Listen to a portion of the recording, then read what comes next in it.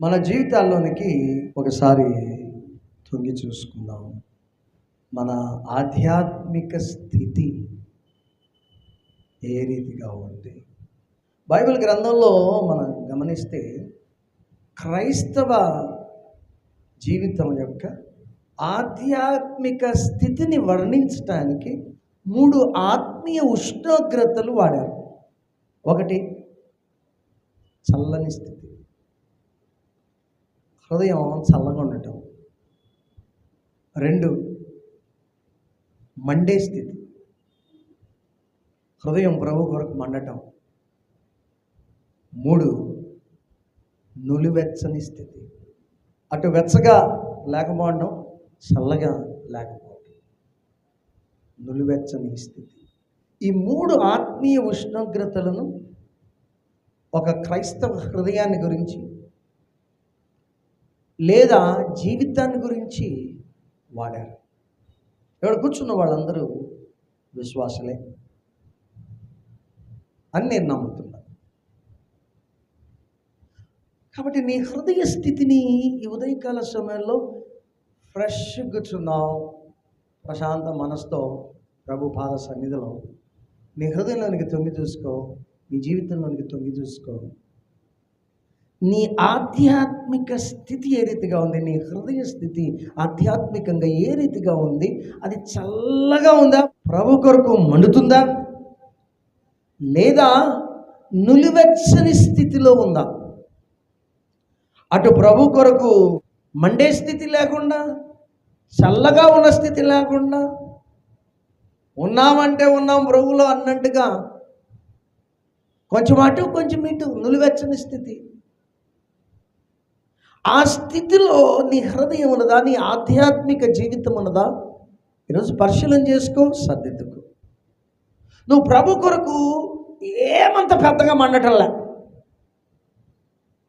అట్లని నువ్వు చల్లారిపోలే, ప్రభులో లేకుండా చల్లారిపోలే, ఏమంత పెద్దగా మండటంలో,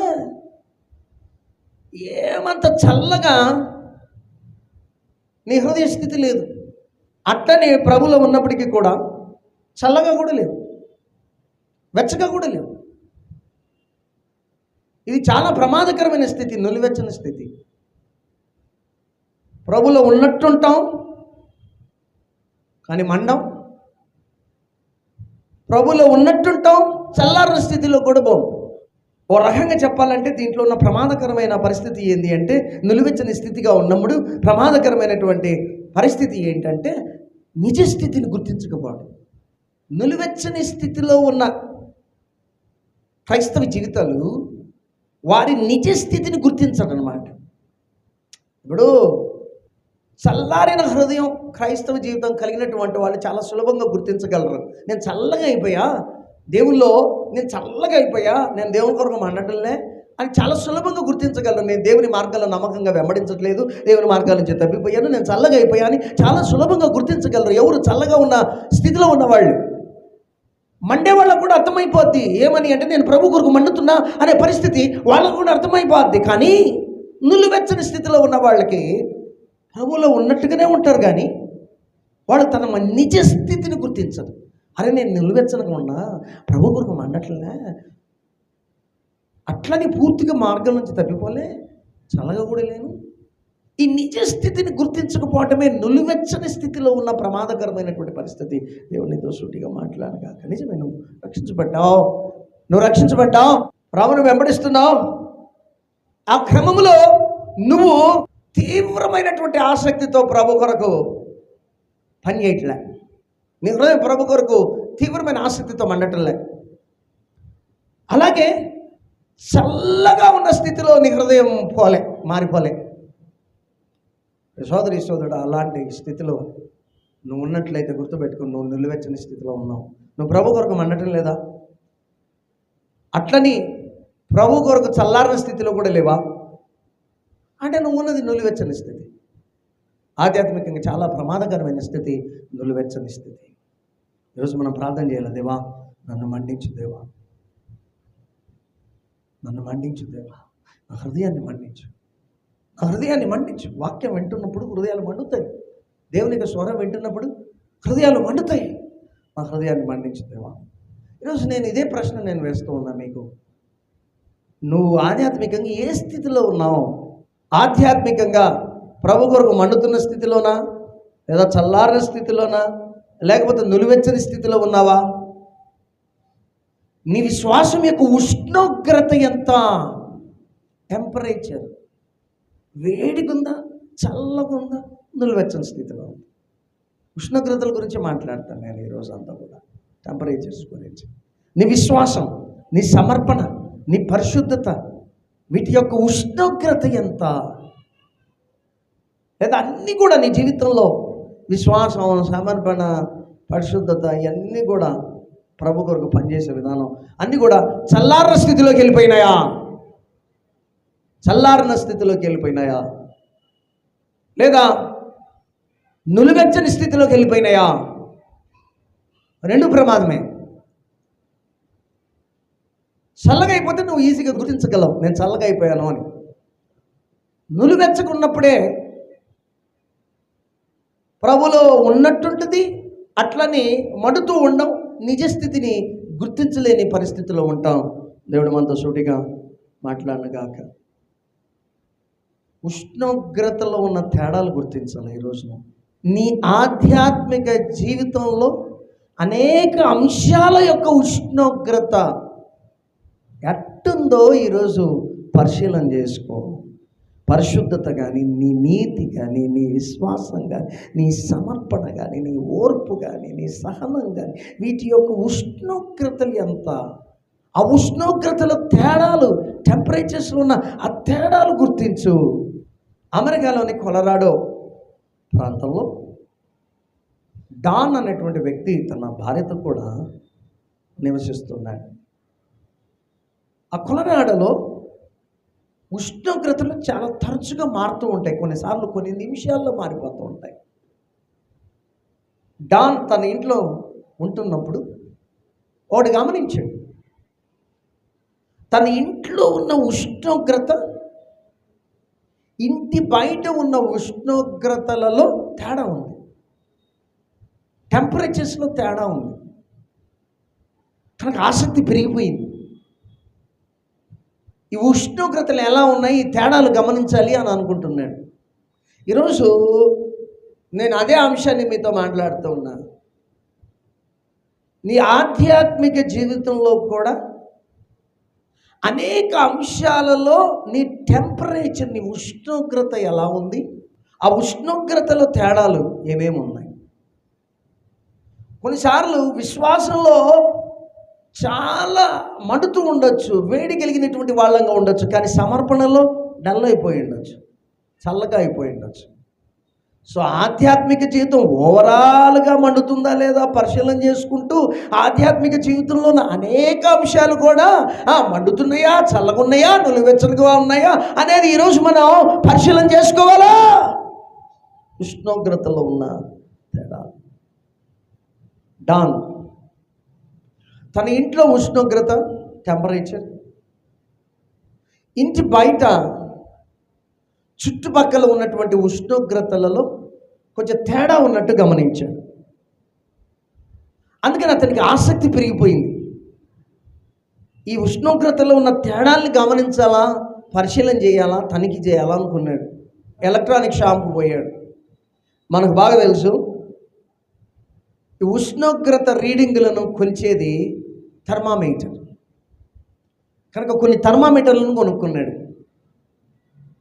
ఆ రీడింగ్లను డిస్ప్లే చేయడానికి ఒక డిస్ప్లే యూనిట్ కూడా కొనుక్కున్నాడు. ఇంటికి వచ్చాడు. ఇంట్లో ఒక థర్మామీటర్ అమర్చాడు.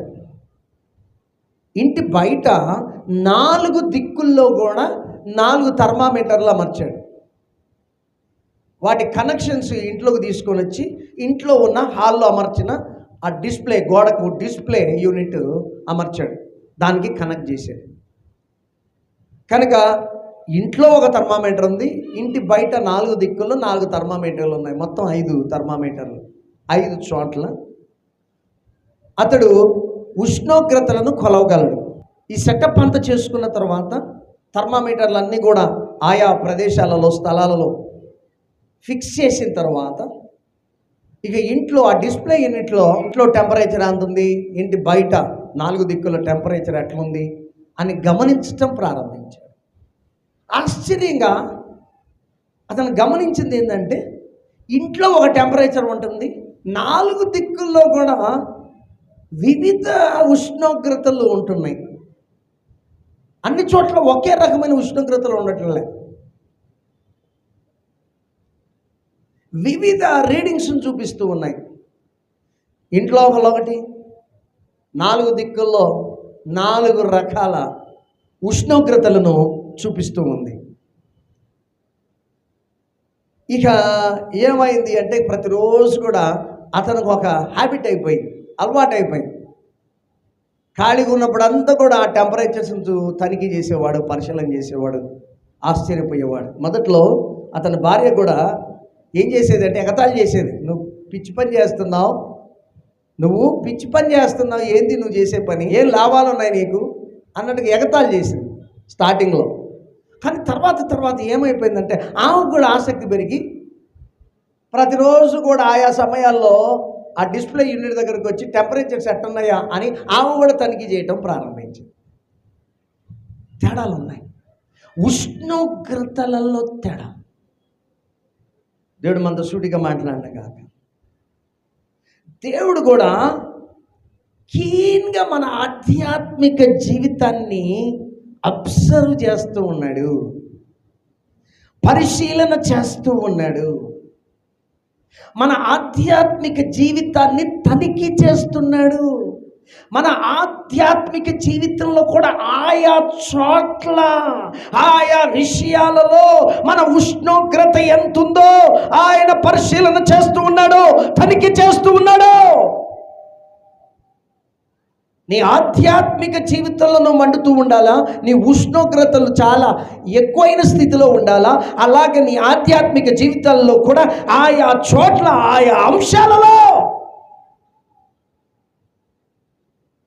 ప్రభు కొరకు మండేటువంటి పరిస్థితి ఉండాలి. ఇప్పుడు ఎన్ని థర్మామీటర్లు ఫిక్స్ చేసేటప్పుడు 5, ఇంట్లో ఒకటి, ఇంటి బయట 4 దిక్కుల్లో 4, 5 చోట్ల టెంపరేచర్స్ ఏ రీతిగా ఉన్నాయో అతడు ప్రతిరోజు కూడా టైం దొరికినప్పుడల్లా కూడా పరిశీలన చేస్తూ, తనిఖీ చేస్తూ ఉన్నాడు, అబ్జర్వ్ చేస్తూ ఉన్నాడు. దేవుడు కూడా మన జీవితాల్లోనికి తొంగి చూస్తూ మన ఆధ్యాత్మిక జీవితం యొక్క టెంపరేచర్ ఏ రీతిగా ఉందో, ఉష్ణోగ్రత ఏ రీతిగా ఉందో ఆయన పరిశీలన చేస్తూ ఉన్నాడు, ఆయన తనిఖీ చేస్తూ ఉన్నాడు. దయచేసి ఈ విషయాన్ని గమనించండి. ఓవరాల్గా మన ప్రభు కొరకు మండుతున్నామా లేదా అని చూస్తూ, అలాగే ఆధ్యాత్మిక జీవితంలో కూడా ఆయా అంశాలలో, ఆయా విషయాలలో, అంటే పరిశుద్ధత, విశ్వాసం, సమర్పణ, ఓర్పు, సహనం, మన నీతి, ఇలాంటి విషయాలలో కూడా అనేక చోట్ల ఆధ్యాత్మిక జీవితంలో అనేక విభాగాల్లో, అనేక విషయాలలో, అనేక చోట్ల మన ఉష్ణోగ్రతలను కొలుస్తూ ఉన్నాడు ఆయన. ప్రభు కొరకు మండుతున్నావా? ప్రభు కొరకు మండుతున్నావా? దేవుడు మనతో సూటిగా మాట్లాడిన కాక ప్రియ సోదరి సోదరుడా, ఓవరాల్గా దయచేసి గమనించండి. 2 విషయాల్ని నేను చెబుతూ ఉన్నా ఇక్కడ. ఒకటి, ఓవరాల్గా నీ ఆధ్యాత్మిక జీవితం యొక్క ఉష్ణోగ్రతను కొలుస్తూ ఉన్నాడు ఆయన, పరిశీలన చేస్తూ ఉన్నాడు. సింపుల్గా, నువ్వు మండుతున్నావా, చల్లగా ఉన్నావా, నువ్వు వెచ్చనగా ఉన్నావా, ఈ 3 విషయాల్ని ఆయన గమనిస్తూ ఉన్నాడు. నీ ఆధ్యాత్మిక జీవితం ప్రతిరోజు కూడా, ప్రతి గంట కూడా, ప్రతి నిమిషం కూడా. అంత మాత్రమే కాదు, ఓవరాల్గా ఆధ్యాత్మిక జీవితంలోనికి తొగి చుట్టమే కాకుండా ఈ ఆధ్యాత్మిక జీవితంలో అనేక చోట్ల థర్మామీటర్లు పెట్టాడు. నీ పరిశుద్ధత ఏ రీతిగా ఉంది, నీ విశ్వాసం ఏ రీతిగా ఉంది, నీ సహనం ఏ రీతిగా ఉంది, నువ్వు ప్రభు కొరకు సమర్పించుకునే విధానం, పనిచేసే విధానం ఏ రీతిగా ఉంది, అనేక చోట్ల అది టెంపరేచర్ పెట్టి నీ యొక్క ఆధ్యాత్మిక ఉష్ణోగ్రత కొలుస్తూ ఉన్నాడు. ఆయా స్థలాల్లో, ఆయా విషయాలలో మండుతున్నావా? నేను మన సూటిగా మాట్లాడినగా ఏమొస్తాయి ఫలాలు? నువ్వు రక్షించబడ్డావు కానీ ప్రభు కొరకు చల్లగా ఉన్నావు, ఫలాలు ఏమొస్తాయి? ఆశీర్వాదాలు ఏమొస్తాయి? నువ్వు రక్షించబడ్డావు. దయచేసి గమనించండి, ఈ మూడు మాటలు కూడా నేను విశ్వాసం ఉద్దేశించి మాట్లాడుతున్నా, అవిశ్వాసం ఉద్దేశించి మాట్లాడటంలా. నువ్వు రక్షించబడ్డావు కానీ ప్రభు కొరకు చల్లగా అయిపోయావు. నువ్వు రక్షించబడ్డావు కానీ ప్రభు కొరకు నువ్వు వెచ్చని స్థితిలో ఉన్నావు. ఏం లాభం? ఏమొస్తాయి ఆశీర్వాదాలు? నువ్వు రక్షించబడ్డావు, తులివెచ్చని స్థితిలో ఉన్నావు అంటే ఇంకా ప్రమాదకరమైన స్థితి. మండుతున్నావా ప్రభు కొరకు మండుతున్నావా? ఫైనల్గా గుర్తుపెట్టుకోండి, బతికితే 70 సంవత్సరాలు 80 సంవత్సరాలు బతుకుతాం అంతే. ఇది కాదు రియల్ లైఫ్, నిజ జీవితం ఇది కాదు. ప్రభుతో సదాకాలం జీవించేదే నిజమైన జీవితం. ఆ నిజమైన జీవితం చక్కగా బాగా ఆశీర్వాదాలతో, బహుమతులతో, కిరీటాలతో, మహిమతో ఉండాలంటే ఈ లోకంలో ప్రభు కొరకు ఏ రీతిగా జీవిస్తున్నామని దాని మీద ఆధారపడదు. ఈ లోకంలో బతికే 70-80 సంవత్సరాలు సౌఖ్యంగా సుఖంగా బ్రతకడానికి ఎంత కష్టపడుతున్నాం మన వ్యక్తిగత జీవితంలో, అనుదిన జీవితంలో, కుటుంబ జీవితంలో కదా కష్టపడుతున్నాం కదా. ఈ లోకంలో బాగుండాలని కష్టపడుతున్నాం, కానీ పరలోకంలో బాగుండాలి సదాకాలం మహిమతో. నేను అంటున్నా, మహిమతో కిరీటాలు ధరించి ఘనత పొందుకొని బహుమతులు పొందుకొని అక్కడ సదాకాలం నిత్యం కూడా బాగా ఉండాలంటే ఈ లోకంలో ప్రభు కొరకు ఏ రీతిగా బతుకుతున్నావు అనే దాని మీద ఆధారపడింది. నువ్వు చల్లగా బతుకుతుంటే ఏం కిరీటాలు వస్తాయి? ఏం మహిమ నీకు రాగలదు? ఏ ఘనత నీకు రాగలదు? ఇక్కడ చల్లగా ప్రభు కొరకు బ్రతుకుతూ ఉంటే. దేవుడు మనతో సూటిగా మాట్లాడిన కాక ప్రియ సోదరి సోదరుడా, ఆధ్యాత్మికంగా ప్రభు కొరకు మండుతున్నావా? ఆధ్యాత్మికంగా నీ హృదయం చల్లగా అయిపోయిందా?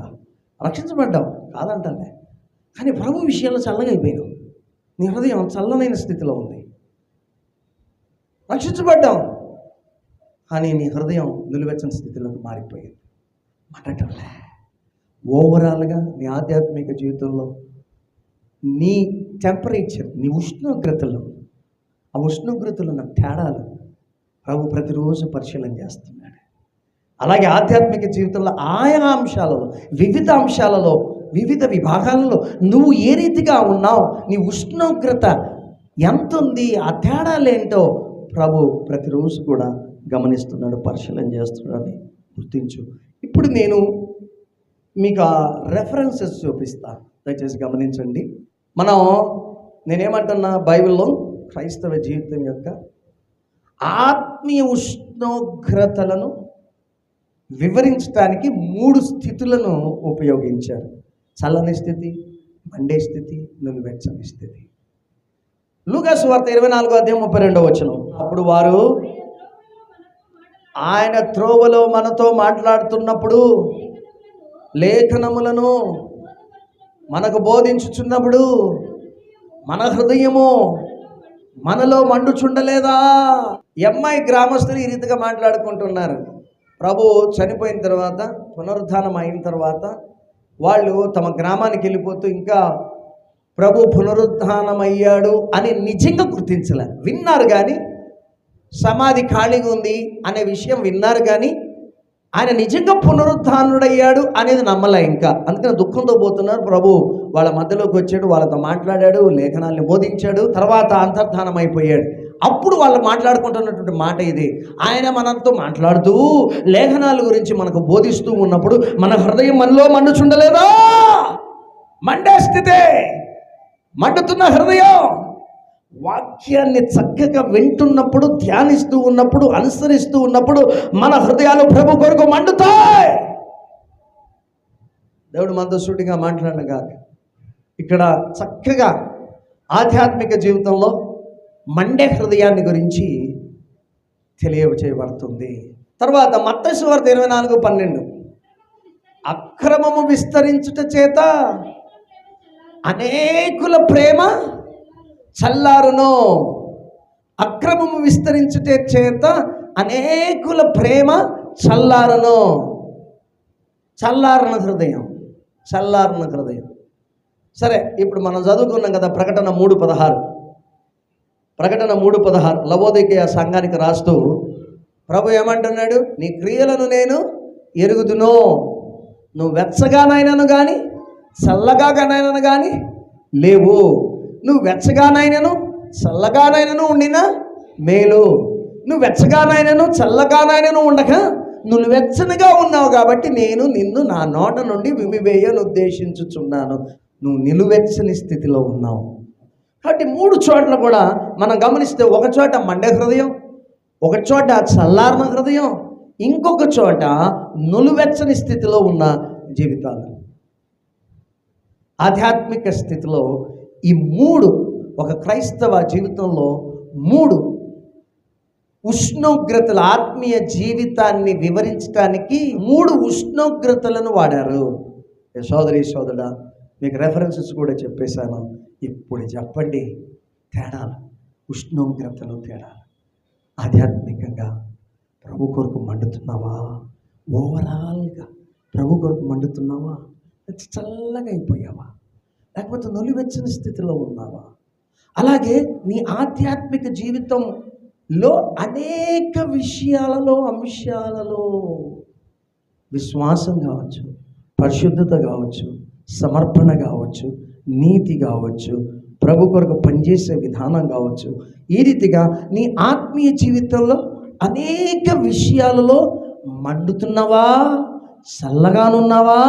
నులివెచ్చనిగా ఉన్నావా? నీ జీవితాన్ని సర్దిద్దుకో, నీ జీవితాన్ని సర్దిద్దుకో.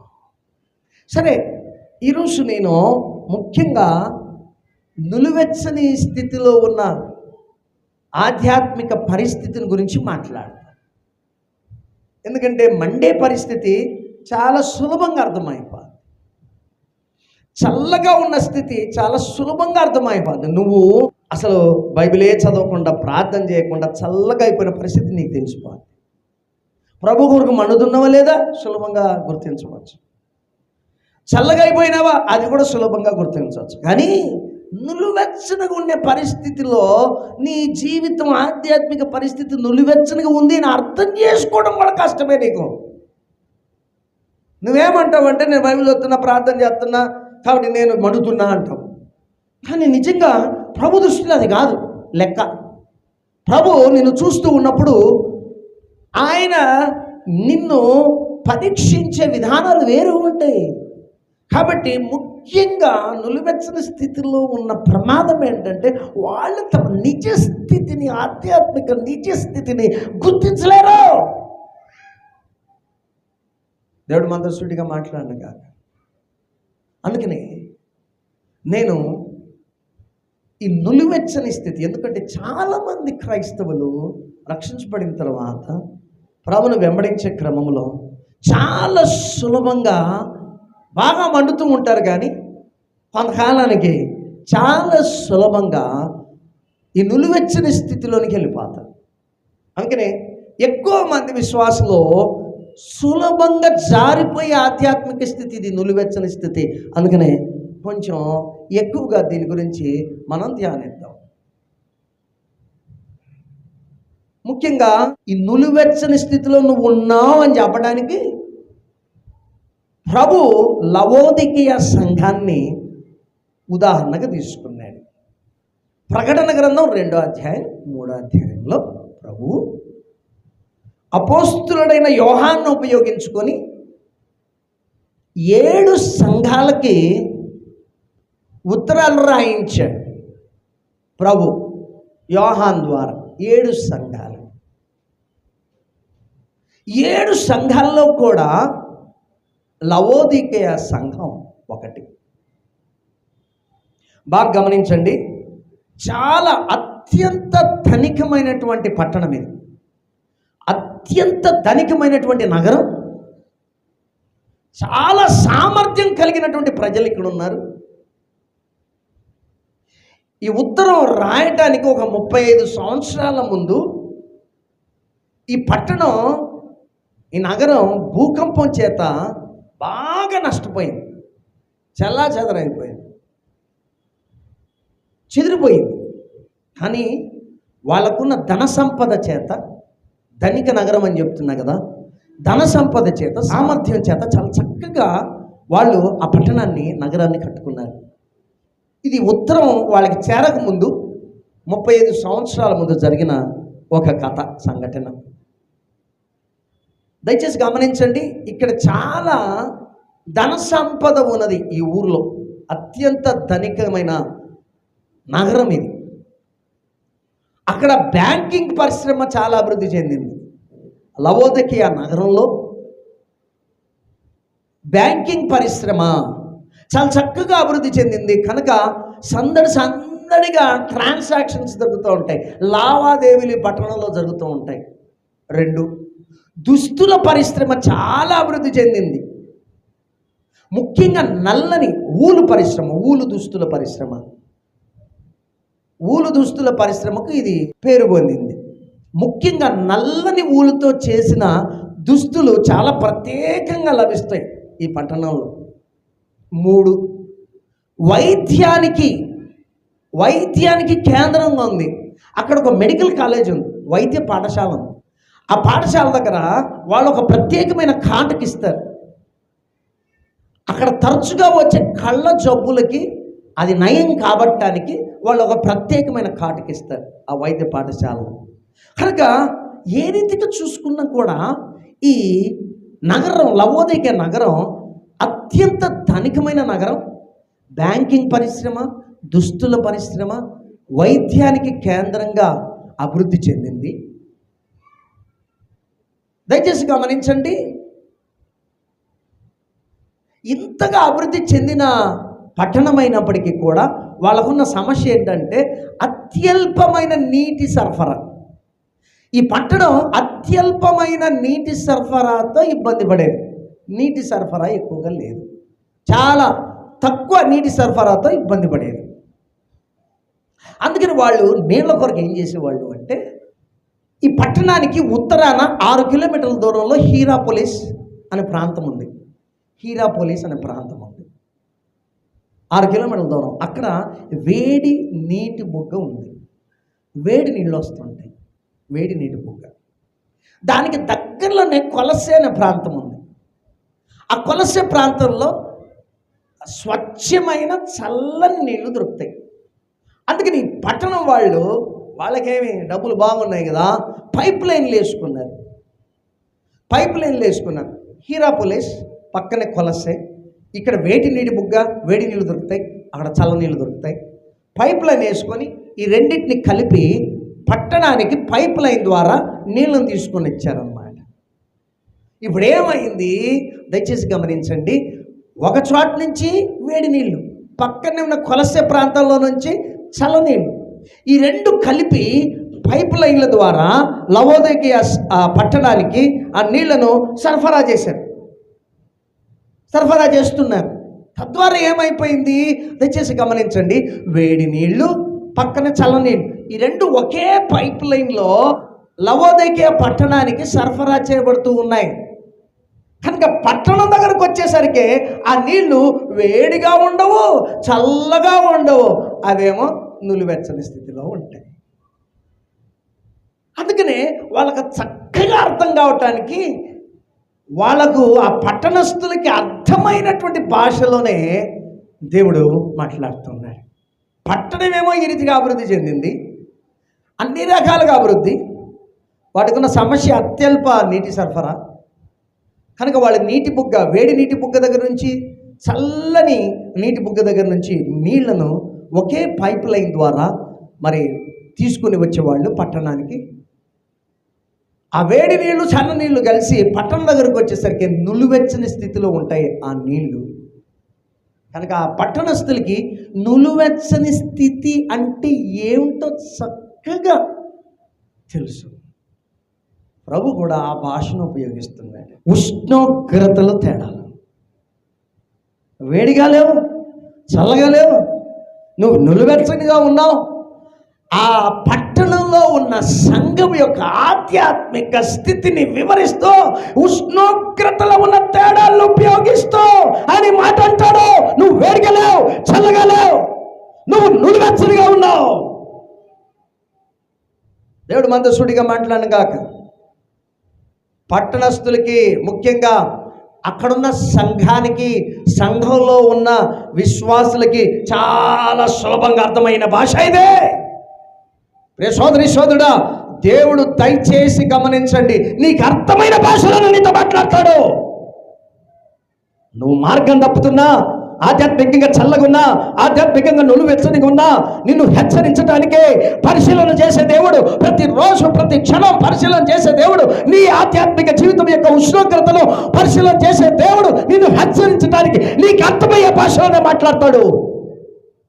మనం తెలుగులో మన మాతృభాష తెలుగు, అంత మాట్లాడితే తెలుగులోనే మాట్లాడు. ప్రభువైన యేసుక్రీస్తు అంత తెలుగులో మాట్లాడతాడు. తమిళనాడులో ఉన్న వ్యక్తి తమిళంలో మాట్లాడతాడు. కేరళలో ఉన్న వ్యక్తి మలయాళంలోనూ మాట్లాడతాడు. వాళ్ళకి అర్థమయ్యే భాష. అది మాట్లాడటం లేదు, నువ్వు అనలేవు. ఎన్ని హెచ్చరికలు ఇస్తూ ఉంటాడు ఆయన. నీ ఆధ్యాత్మిక స్థితిని తెలియజేస్తూ ఎన్నో హెచ్చరికలు ఇస్తున్నాడు ఆయన. నువ్వు పట్టించుకోవట్లే. నీ దగ్గరకు వచ్చి మలయాళంలో మాట్లాడ్డాయినా, నీ దగ్గరకు వచ్చి తమిళ్లో మాట్లాడ్డాయినా నీకు అర్థమయ్యే భాషలోనే మాట్లాడతాడు. ప్రియ సంఘమా విను. అక్కడున్న సంఘం కూడా, లవోదికే పట్టణం ఉన్న ఆ సంఘంతో కూడా మాట్లాడుతున్నాడు వాళ్ళకి అర్థమయ్యే భాషలోనే. నులువెచ్చని స్థితి అంటే ఏంటో వాళ్ళకి బాగా తెలుసు. ఇదొక కారణం. నులువెచ్చని స్థితి వాళ్ళకి తెలుసు, వాళ్ళకి బాగా అర్థమవుతుంది అని చెప్పడానికి ఇదొకటి. వాళ్ళ పైప్ లైన్ ద్వారా వచ్చే నీళ్లు నులువెచ్చని స్థితిలో ఉంటాయి. అంత మాత్రమే కాదు, రెండవ కారణం ఏంటంటే వాళ్ళకి ఈ స్థితి అర్థమవుతుంది అనటానికి, ఆ ప్రాచీన కాలంలో వాళ్ళ మనుషులు తమ విందుల్లో, మత సంబంధమైన బల్యార్పణలో సాంప్రదాయంగా వేడి పుట్టించే వాటిని లేదా చల్లగా ఉండే వాటిని తీసుకునేవాళ్ళు, తాగేవాళ్ళు. నీళ్లు కానీ ఇంకోటైనా అది వేడిగానే ఉండొచ్చు లేదా చల్లగానే ఉండొచ్చు, వాటిని మాత్రమే తీసుకునేవాళ్ళు. నులువెచ్చని స్థితిలో ఉండేది వాళ్ళు తాగరు. వాళ్ళ సాంప్రదాయం అది. ఆ మనుషులు నులువెచ్చని స్థితిలో ఉన్న వాటర్ కానీ ఇంకోటి కానీ తాగరు. కనుక వాళ్ళకి అలవాటు, సాంప్రదాయంగా వాళ్ళు వేడిగా ఉన్నదన్న తాగుతారు, చల్లగా ఉండేదన్న తాగుతారు, కానీ నులువెచ్చని స్థితిలో ఉండేది తాగరు. ఈ రెండు కారణాల ద్వారా, వాళ్ళకి నులువెచ్చని స్థితి అంటే వాళ్ళకు వచ్చే సప్లై చేసే వాటర్ నులువెచ్చని స్థితిలో ఉంటుంది. అలాగే వాళ్ళు నులువెచ్చని స్థితిలో ఉన్నది తాగరు, వేడిది కానీ చల్లది కానీ తాగుతారు. ఈ రెండు కారణాలు బట్టి ఆ పట్టణంలో, ఆ నగరంలో ఉన్న ఆ సంఘంతో, లవోదికే సంఘంతో ప్రభు మాట్లాడుతూ అంటాడు, వాడిని ఆధ్యాత్మిక స్థితి నేను గమనిస్తున్నా. నువ్వు నిలవెచ్చగా ఉన్నావు, వేడిగా లేవు, చల్లగా లేవు, ప్రమాదకరమైన స్థితిలో ఉన్నావు, జాగ్రత్త అని వివరిస్తూ ఉన్నాడు. దయచేసి గమనించండి.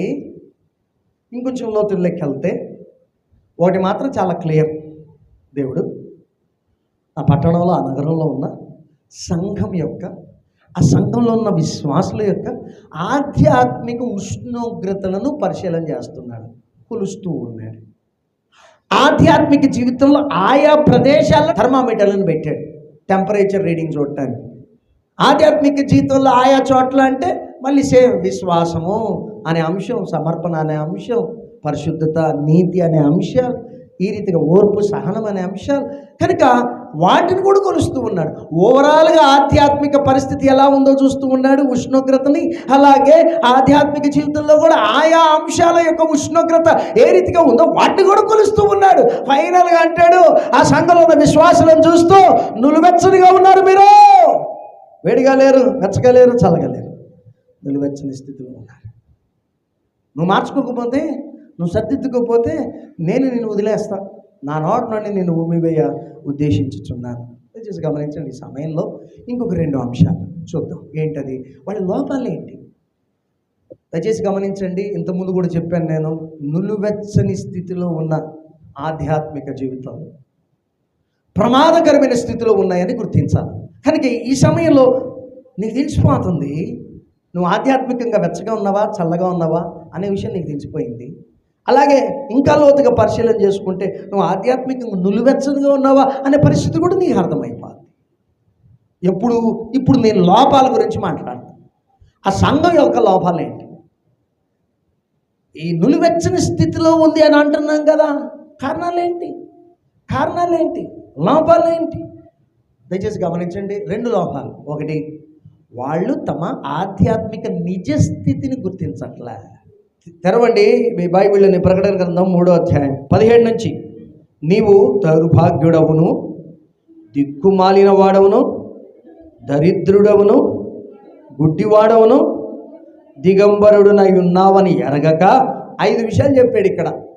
అంతకుముందు వచనాల్లో 16వ వచనంలో నులివెచ్చనగా ఉన్నావు. మొత్తం 6 విషయాల్ని, 6 అంశాలని ఆ సంఘంలో ఉన్న విశ్వాసాల గురించి మాట్లాడుతున్నాడు ప్రభు. ఏమని? నులివెచ్చనగా ఉన్నావు, దౌర్భాగ్యుడివి, దిక్కుమాలిన వాడివి, దరిద్రుడివి, గురుటివాడివి, దిగంబరుడివి.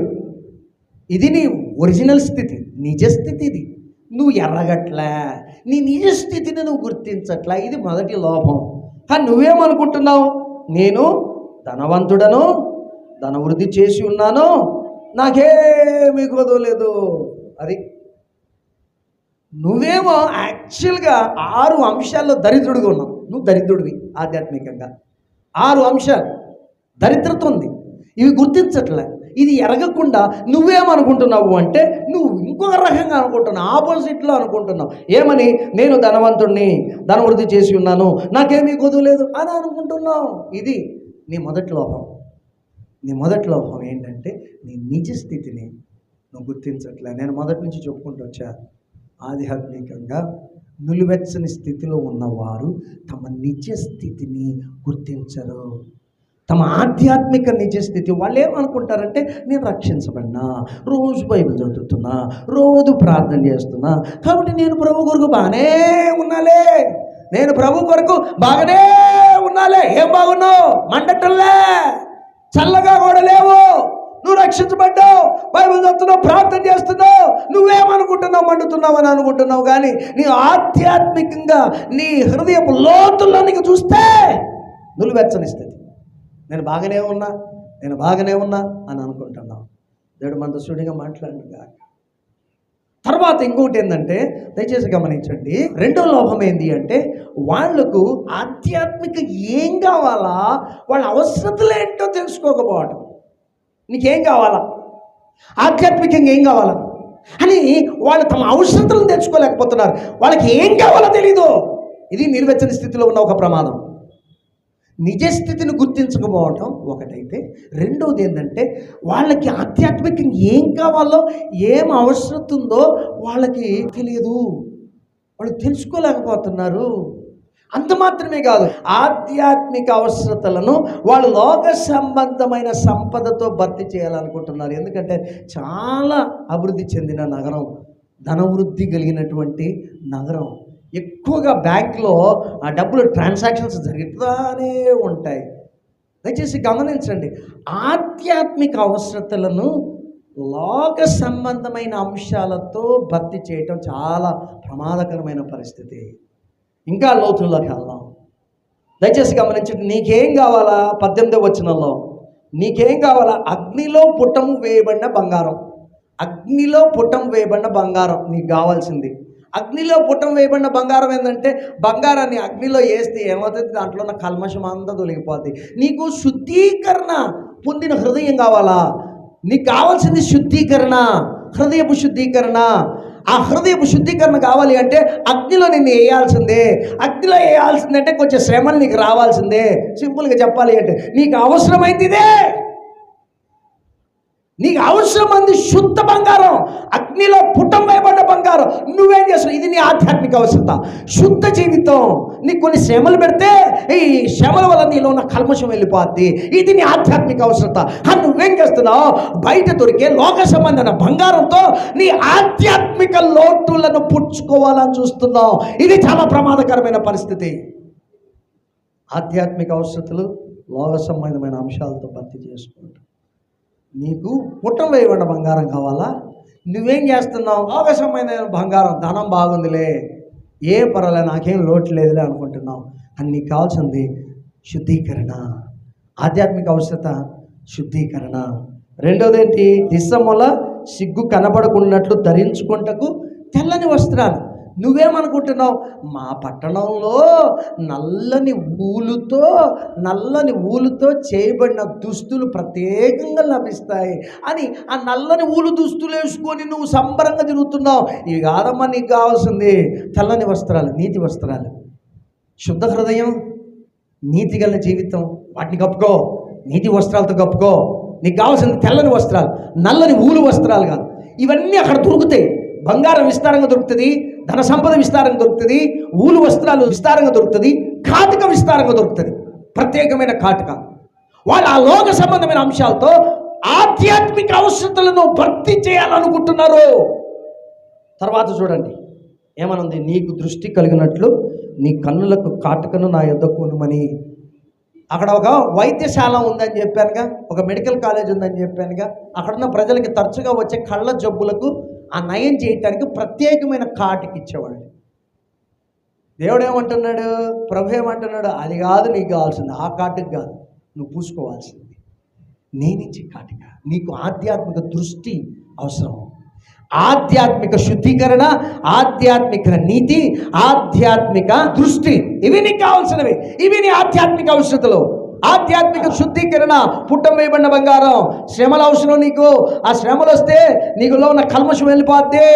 తెల్లని వస్త్రాలు కావాలా, నల్లని ఊలు వస్త్రాలు కాదు కదా. నీతి గల జీవితం, ఆధ్యాత్మిక నీతి గల జీవితం, ఆధ్యాత్మిక పరిశుద్ధత కలిగినటువంటి జీవితం, ఆధ్యాత్మిక దృష్టి, నీ నిజ స్థితిని గుర్తించేటువంటి ఆధ్యాత్మిక దృష్టి అవసరం. నా దగ్గర కాటుగా కనుక్కో, నీ కళ్ళ జబ్బు నయమైపోద్ది. ఆడ వైద్యశాల దగ్గర దొరికే కాటుకు కాదు, నా దగ్గర కొనుక్కో. దేవుడు మనతో సూటిగా మాట్లాడిన కాక ప్రియ సోదరి సోదరుడా, నులివెచ్చని జీవితాల్లో ఉన్న లోపాలు ఇవి. ఒకటి, వాడి నిజస్థితిని గుర్తించరు. రెండు, లోక సంబంధమైన అంశాలతో వాళ్ళు ఆధ్యాత్మిక అవసరతలను భర్తీ చేయాలనుకుంటారు కదా. వాళ్ళకేం ధనం బాగుంది, బంగారం విస్తారంగా పెట్టుకున్నారు, అందుకనే అక్కడ నల్లని ఊలు వస్త్రాలు ప్రత్యేకంగా దొరుకుతాయి, వాటితో అవి కప్పుకొని తిరుగుతూ ఉన్నారు. కాడు దొరుకుతుంది, వాళ్ళ కళ్ళ జబ్బులు నయమవుతున్నాయి. ఇవి కాదు మీకు కావాల్సింది. ఆధ్యాత్మిక శుద్ధీకరణ, ఆధ్యాత్మిక నీతి గల జీవితం, ఆధ్యాత్మిక దృష్టి. నీ జీవితంలోనికి తొంగి చూసి, నీ ఆధ్యాత్మిక జీవితంలోకి తొంగి చూడగలిగినటువంటి ఆధ్యాత్మిక దృష్టి అవసరం. చివరి అంశం ఏంటంటే, ఈ లోపాలని ఎట్ట సవరించుకుంటావు? ఈ లోపాలు, నులివెచ్చని జీవితంలో ఉన్న లోపాలు చెప్పాను. నులివెచ్చని జీవితంలో ఉన్న లోపాలను సర్దిద్దుకోవాలంటే ఏం చేయాలి? సింపుల్గా 3 పనులు చేయాలి. ఒకటి, ఆసక్తి కలిగి మారు మనసు పొందు. 19వ వచనం, నువ్వు ఆసక్తి కలిగి మారు మనసు పొందుము. నీ హృదయాన్ని మార్చుకో, నీ మనసు మార్చుకో, నీ బుద్ధిని మార్చుకో, నీ పరిస్థితులను సర్దిద్దుకో. నువ్వు ఆసక్తి కలిగి మారు మనసు పొందుము. 2, నేను ప్రేమించు వారిని గద్దించి శిక్షించుచున్నాను కనుక ప్రభు యొక్క గద్దింపును, ప్రభు యొక్క శిక్షను, ప్రభు యొక్క దిద్దుబాటును అంగీకరించు.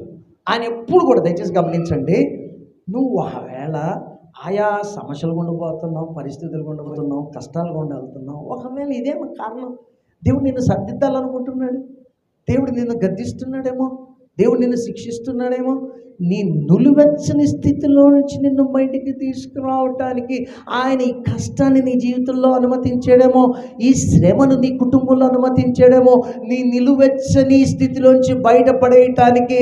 దయచేసి గమనించండి, దేవుని శిక్షను అర్థం చేసుకో, దేవుని గద్దింపును అర్థం చేసుకో, దేవుని యొక్క దిద్దుబాటును అర్థం చేసుకో, ఆసక్తి కలిగి మారు మనసు పొందుము. 3వ అంశం, సర్దిద్దుకోవటానికి, లోపాన్ని సర్దిద్దుకోవటానికి.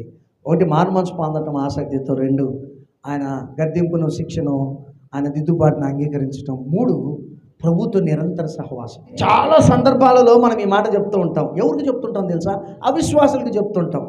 ఏమని చెప్తుంటాం అవిశ్వాసులకి? నీ హృదయాన్ని తెరువు, నీ హృదయాన్ని తెరువు. ఏముంది 20వ వచనంలో?